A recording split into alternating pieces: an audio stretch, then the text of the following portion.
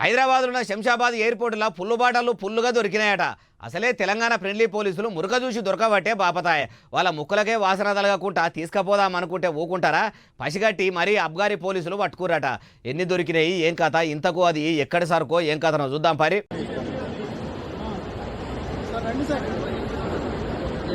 వరేవా అస్సలు ప్లాన్ చేసిరు కదా, ఒకటి కాదు రెండు కాదు, ఏకంగా 415 పుల్లు బాటలను ఇట్లా గాలి మోటార్ల వేసుకొని హైదరాబాద్ కు పట్టుకొచ్చిరట.